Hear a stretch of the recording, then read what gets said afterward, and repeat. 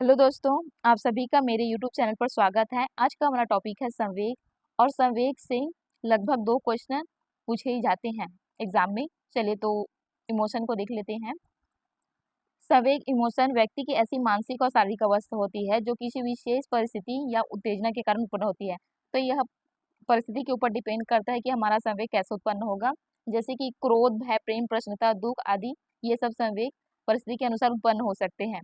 संवेग में मानसिक अनुभव के साथ साथ शारीरिक परिवर्तन भी देखने को मिलता है। देखिए, अगर हमारा मानसिक अनुभव दुख का अनुभव कर रहा है, मानसिक हमारा अनुभव दुख है तो रोना आएगा, जो हमारे शरीर के परिवर्तन से दिखेगा। अगर प्रसन्न है तो प्रसन्नता अलग दिखेगी हमारी जो शरीर के परिवर्तन में।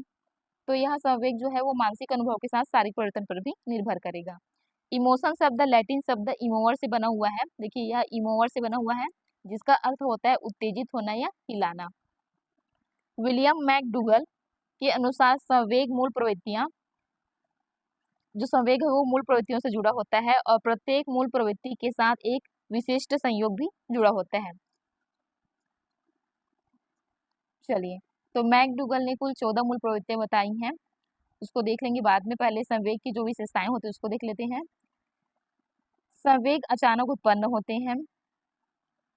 संवेगों में शारीरिक परिवर्तन होता है, मतलब हृदय की गति बढ़ती है, पसीना आना भी होता है। ये संवेग व्यवहार को प्रभावित करता है, मतलब संवेग जैसा रहेगा उसके अनुसार हमारा व्यवहार भी दिखेगा। संवेग सकारात्मक और नकारात्मक दोनों हो सकते हैं। सकारात्मक मतलब प्रसन्नता, प्रेम, ये सब सकारात्मक में आ गया। नकारात्मक मतलब दुख, भय, क्रोध, ये नकारात्मक में आ सकते हैं। संवेग व्यक्ति व्यक्ति में भिन्न हो सकते हैं, मतलब हर व्यक्ति का संवेग एक जैसा नहीं होता, अलग अलग होता है। चलिए, तो मैकडूगल के 14 मूल प्रवृत्तियां, उससे संबंधित जो संवेग है उसको देखते हैं।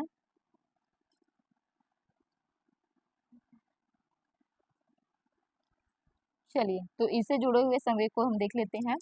पहला है पलायन, फ्लाइट जिसे कहते हैं। इससे जुड़ा हुआ है भय, भय संवेग जुड़ा हुआ है। मूल प्रवृत्ति क्या है फिर? युयुत्सा या लड़ाई। इससे जुड़ा हुआ है क्रोध। निवृत्ति से जुड़ा हुआ है घृणा, जिज्ञासा, जिज्ञासा, आश्चर्य, आत्महीनता या दीनता।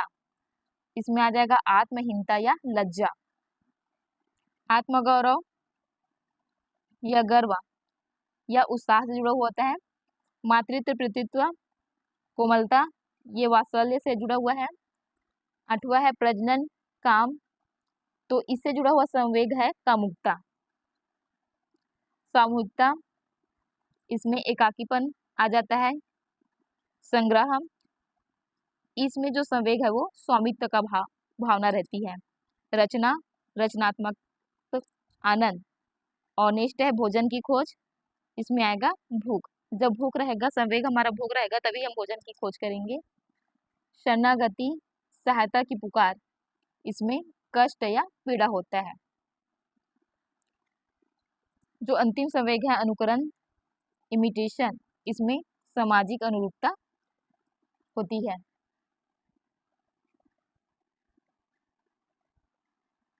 चलिए, तो ये इनकी जो 14 मूल प्रवृत्तियां थी उनके साथ जुड़ा हुआ ये विशिष्ट संयोग था। चाहिए, अब आगे देखते हैं इससे जुड़े हुए जो महत्वपूर्ण युग्म है उसको देख लेते हैं। और ये अक्सर पूछा ही जाता है, ये जो युग्म है लगभग आया हुआ है एग्जाम में। चलिए देखते हैं। पलायन, भय, युयुत्सा, क्रोध, जिज्ञासा, आश्चर्य, निवृत्ति, घृणा, आत्मगौरव, गर्व या उत्साह भी हो सकता है। इसमें आत्महीनता, लज्जा, मातृत्व, वात्सल्य या कोमलता।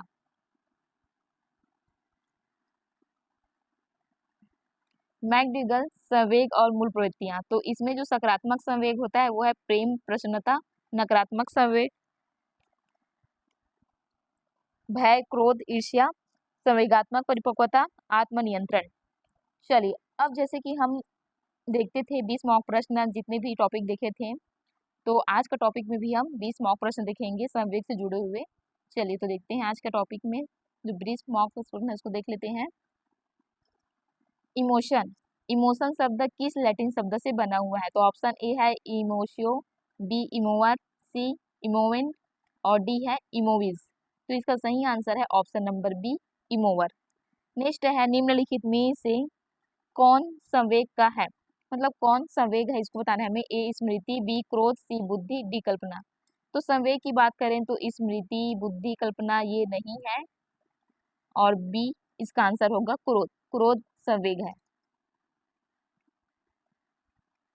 प्रश्न नंबर 3, मैकडूगल के अनुसार संवेग किससे संबंधित है? ए अधिगम से, बी बुद्धि से, सी मूल प्रवृत्ति से, और डी है स्मृति से। तो संवेग संबंधित है, ऑप्शन नंबर सी इसका आंसर है मूल प्रवृत्ति से। संवेग मूल प्रवृत्ति से संबंधित है। प्रश्न 4, निम्न में से सकारात्मक संवेग कौन सा है? ऑप्शन ए भय, बी क्रोध, सी प्रसन्नता, और डी है ईर्ष्या। तो हमें सकारात्मक संवेग बताना है, तो सकारात्मक संवेग है प्रसन्नता। ऑप्शन नंबर सी इसका आंसर है प्रसन्नता। प्रश्न नंबर 5, संवेग की अवस्था में कौन सा शारीरिक परिवर्तन होता है? ए हृदय गति बढ़ना, बी पसीना आना, सी रक्तचाप बढ़ना, और डी है उपरोक्त सभी। तो ये चारों, मतलब ये हृदय भी गति बढ़ना होता है, पसीना भी आता है, रक्तचाप भी बढ़ जाता है, मतलब ब्लड प्रेशर बढ़ जाता है, तो ये सभी सही है। तो ऑप्शन नंबर डी इसका आंसर है उपरोक्त सभी। प्रश्न 6, बालक के व्यक्तित्व विकास में संवेगों का क्या महत्व है? ऑप्शन ए है कोई महत्व नहीं है, बी सीमित महत्व है, सी महत्वपूर्ण भूमिका है, और डी केवल शारीरिक विकास है। तो इसका सही आंसर है ऑप्शन नंबर सी महत्वपूर्ण भूमिका। बालक के व्यक्तित्व विकास में संवेग की जो भूमिका है वो महत्वपूर्ण है। प्रश्न 7, निम्न में से कौन नकारात्मक संवेग है? ए प्रेम, बी प्रसन्नता, सी भय, और डी है संतोष। यहाँ पर नकारात्मक पूछा गया है, तो नकारात्मक होगा ऑप्शन नंबर सी भय। इसका सही आंसर है ऑप्शन नंबर सी। प्रश्न 8, संवेगों का नियंत्रण किसके लिए आवश्यक है? ए सामाजिक समायोजन के लिए, बी शारीरिक विकास के लिए, सी केवल अध्ययन के लिए, और डी है केवल खेल के लिए। तो इसका सही आंसर है ऑप्शन नंबर ए सामाजिक समायोजन के लिए। प्रश्न 9, संवेग मुख्य रूप से किसे प्रभावित करते हैं? ए व्यवहार को, बी व्यक्तित्व को, सी समायोजन को, डी उपरोक्त सभी को। तो इसका सही आंसर है ऑप्शन नंबर डी उपरोक्त सभी को। प्रश्न नंबर 10, नवजात शिशु में कौन सा संवेग सबसे पहले विकसित होता है? ए प्रेम, बी क्रोध, सी भय, डी गर्व। तो इसका सही आंसर है ऑप्शन नंबर बी क्रोध। नवजात शिशु में सबसे पहले जो संवेग विकसित होता है वो है क्रोध। प्रश्न नंबर 11, संवेगों का अध्ययन मनोविज्ञान की किस शाखा में किया जाता है? ए विकासात्मक मनोविज्ञान में, बी है सामाजिक मनोविज्ञान में, सी है सामान्य मनोविज्ञान में, और डी सभी में। इसका सही आंसर है ऑप्शन नंबर डी सभी में। प्रश्न 12, संवेग की प्रमुख विशेषता क्या है? ए स्थिरता, बी निष्क्रियता, सी तीव्रता, और डी है उदासीनता। इसका सही आंसर है ऑप्शन नंबर सी तीव्रता। जो संवेग की जो प्रमुख विशेषता है वो होगी तीव्रता। प्रश्न 13, भय किस प्रकार का संवेग है? ए सकारात्मक, बी नकारात्मक, सी मिश्रित, और डी है सामाजिक। तो भय है वो है नकारात्मक है, तो ऑप्शन नंबर 20 का सही आंसर है नकारात्मक संवेग। प्रश्न नंबर 14, संवेगों के कारण व्यक्ति में क्या परिवर्तन होता है? ऑप्शन ए मानसिक, बी शारीरिक, सी व्यवहारिक, और डी उपरोक्त सभी। तो उपरोक्त सभी इसका आंसर है ऑप्शन नंबर डी। प्रश्न 15, बालक के संवेगात्मक विकास को प्रभावित करने वाला कारक है? ए परिवार, बी विद्यालय, सी मित्र समूह, और डी है उपरोक्त सभी। इसका सही आंसर है ऑप्शन नंबर डी उपरोक्त सभी। प्रश्न 16, निम्नलिखित में से कौन सा जन्मजात संवेग माना जाता है? ए भय, बी ईर्ष्या, सी अपराध बोध, और डी है गर्व। यहाँ पर जन्मजात संवेग माना जाता है पूछा गया है, तो इसका सही आंसर है ऑप्शन नंबर ए भय।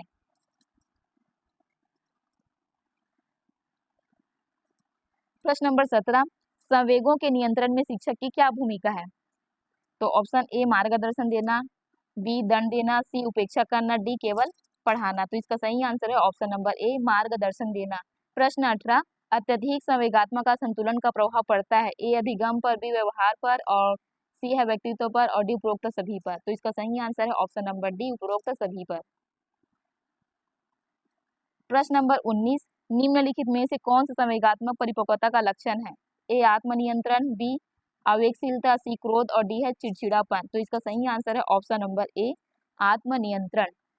अंतिम प्रश्न 20 नंबर का प्रश्न है वह, सी टेट सीजी टेट में संवेग से संबंधित प्रश्न मुख्यतः किस विषय में पूछे जाते हैं? तो संवेग संबंधित प्रश्न कौन से विषय में आता है ये हमें बताना है। तो ऑप्शन ए है बाल विकास एवं शिक्षा शास्त्र सीडीपी में, बी है गणित में, सी है पर्यावरण अध्ययन में, और डी है भाषा में। तो इसका सही आंसर है ऑप्शन नंबर ए बाल विकास एवं शिक्षा शास्त्र CDP चाइल्ड डेवलपमेंट पेडागोजी में ये पूछा जाता है। Thank you everyone. वीडियो पसंद आया हो तो एक लाइक से जरूर करें, साथ ही मेरे चैनल को सब्सक्राइब करें और प्लीज़ मेरे चैनल को आगे बढ़ाने के लिए शेयर जरूर करें। Thank you everyone.